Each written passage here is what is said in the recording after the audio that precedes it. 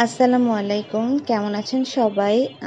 তো প্রশ্নটা হচ্ছে প্রথম মানে 29 নাম্বার প্রশ্নটা হচ্ছে, how does the stranger rebuke the villagers congregated at the outer house of Khaled the land owner? তো রিবুক শব্দটার অর্থ হচ্ছে তিরস্কার করা, হ্যাঁ। আর কনগ্রেগেটেড শব্দটার অর্থ হচ্ছে সমবেত করা। তো তাহলে অর্থটা কিভাবে দাঁড়ায় যে কিভাবে এই যে স্ট্রেঞ্জার মানে এই যে অপরিচিত লোকটা, সে কিভাবে এই যে মানে মানে একত্রিত যে জনগণ ছিল, যারা ওই যে খালেদ মানে মানে ওই যে ল্যান্ড ওনার মানে জমির যে মালিক ছিলেন, ওনার মানে বাড়ির পিছনের দিকে যারা ওই যে মানে সমবেত হয়েছিল যে জনগণরা, এই জনগণদেরকে কিভাবে এই অপরিচিত লোকটা তিরস্কার করছিল। আমরা তো দেখতে পাই যে উনি এই গ্রামের লোকগুলোকে তিরস্কার করছিল, কিন্তু কিভাবে তিরস্কার করছিল,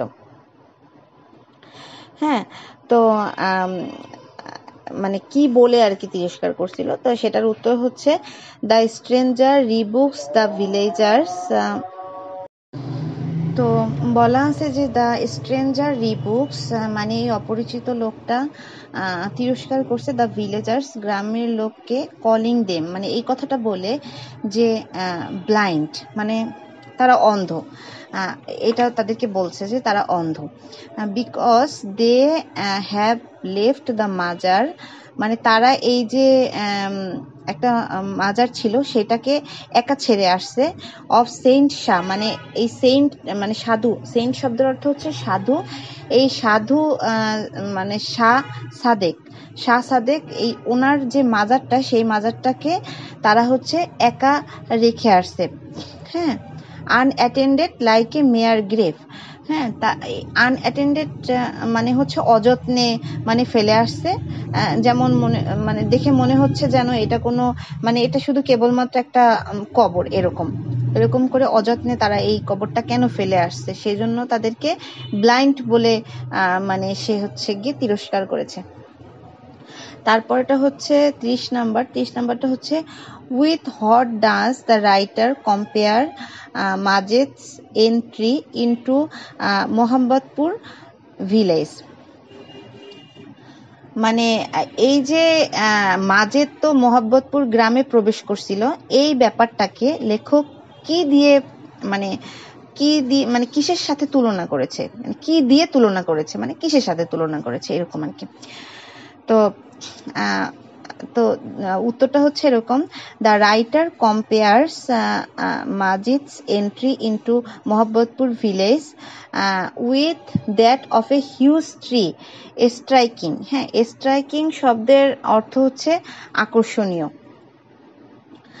roots deep into the soil of it মানে লেখক এই যে মাজিদের যে মোহাম্মদপুর গ্রামে প্রবেশ করছে এই ব্যাপারটাকে সে তুলনা করছে যে বিশাল এক গাছ, হ্যাঁ, মানে যেটার মানে মাটির গভীরে আছে এবং এর শিকড়টা মাটির গভীর পর্যন্ত মানে গিয়ে আছে, গভীর পর্যন্ত আছে, হ্যাঁ। এই বিষয়টার সাথে তুলনা করছে। তারপরে হচ্ছে মাজিদ ডাজ দ্যাট ভেরি কুইকলি মানে এবং এই কাজটা মাজিদ খুব তাড়াতাড়ি করছে মানে করতে পারছে, শেষ করতে পার মানে সে এই কাজটা খুব তাড়াতাড়ি করেছে আর কি। মানে এই যে গাছের যে শিকড়, এই যে আকর্ষণীয় যে শিকড়টা, হ্যাঁ, সেইটা মাটির গভীর পর্যন্ত মানে মাজিদ গেড়ে দিতে পারছে আর কি। তারপরে বলা আছে যে অন এ স্টিল ডে মানে একটা শান্ত দিনে, when a fish cannot make the slightest movement without betraying its presence and getting হচ্ছে গেটিং স্পেয়ার্ড। তো এখানে বলা আছে যে এই যে মানে মাছগুলা তাদের উপস্থিতি প্রকাশ না করে সামান্য নড়াচড়াও করছিল না, মানে এই শান্ত দিনে মাছগুলা সামান্য নড়াচড়াও করছিল না এবং মাছগুলা কিন্তু বর্ষার আঘাতে আক্রান্ত হয়েছিল, হ্যাঁ। মানে এই যে স্পিয়ার্ড এটার শব্দটার অর্থ হচ্ছে বর্ষা, বর্ষার আঘাতে আক্রান্ত হয়েছিল এবং সেই সময় হচ্ছে মানে মজিদ মহব্বতপুরে প্রবেশ করেছিল। হ্যাঁ, তো সেই সময় সে যখন প্রবেশ করেছিল তখন সে কেমন দেখতে ছিল দেখেন, লেখা আছে তারপরে হচ্ছে Majed enters Mohabbatpur carrying only a kurta, একটা কোর্তা পরা ছিল। এই কোর্তাটা কি, এটা হচ্ছে মানে কলার ছাড়া এক ধরনের শার্ট, যেটা সম্ভবত এশিয়ান মানে সাউথ এশিয়ানরা পরে, এরকম আমার ঠিক মনে নাই যে সাউথ এশিয়ানরা পরে কিনা, কিন্তু এটা হচ্ছে এক ধরনের শার্ট যেটা হচ্ছে কলার নাই। তো সেই কোটটা পরা ছিল। এ কাপেল অফ ওল্ড লুঙ্গিস, মানে দুই একটা পুরনো লুঙ্গি, তারপরে হচ্ছে 2 থিন টাওয়েলস, মানে দুইটা পাতলা তাওয়াল বা গামছা, অ্যান্ড এ মাস টাম্পড কোরআন, হ্যাঁ, এবং অনেকগুলা কোরআন নিয়ে, হ্যাঁ, এভাবে উনি হচ্ছে মানে ওনার প্রবেশটা ঘটে, মানে এই মাজেদের প্রবেশটা ঘটে। তারপরের প্রশ্নটা হচ্ছে how does Majed rationalise his telling lines about his dream. Rationalise শব্দের অর্থ হচ্ছে মানে যুক্তিসহ ব্যাখ্যা করা।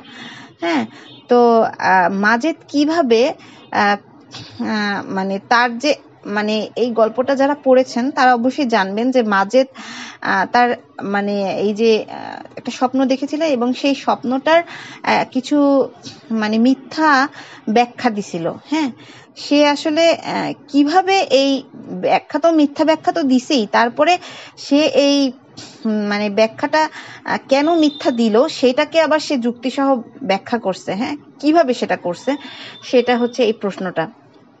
তো Majed rationalizes his telling lies about his dream in the way that, মানে সে এই উপায়ে তার এই মিথ্যা বলাটাকে যুক্তিসহভাবে ব্যাখ্যা করেছিল এইভাবে যে he is telling these lies for a good cause, মানে সে এই মিথ্যাটা বলতেছে কিছু ভালোর জন্য। যেমন অনেকেই অনেক সময় বলে যে আমি একজনকে বাঁচানোর জন্য মিথ্যা বলছি বা মানে একটা ভালো কিছু করার জন্য মিথ্যা বলছি। হ্যাঁ, উনিও সেভাবে বলতেছে যে সে এই মিথ্যাটা বলছে একটা ভালোর জন্য। দ্যাট ইজ যে টু ইমপ্লান্ট। হ্যাঁ, তো ইমপ্লান্ট শব্দটার অর্থ হচ্ছে ঢুকানো বা মানে দেখেন ইমপ্লান্ট ফিয়ার অফ গড, মানে মানে আল্লাহর যে ভয় বা সৃষ্টিকর্তার যে ভয় in the mind of the villagers, মানে সে এই সৃষ্টিকর্তার ভয়টাকে হচ্ছে গ্রামের লোকজনের মধ্যে ঢুকাইতে চাইছে, সেই জন্য সেই মিথ্যা কথাটা বলছে।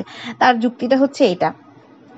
তারপর হচ্ছে হি রিজলভস, মানে সে পণ করছে বা মনস্থ করছে দ্যাট যে this is a Nobel int, মানে এটার পরিণতি খুব ভালো হবে, মানে এটা সে ভাবছে যে এটার পরিণতি খুব ভালো হবে।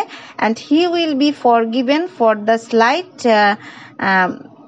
হচ্ছে প্রিভেরিকেশন শব্দটার অর্থ হচ্ছে অপপ্রচার করা।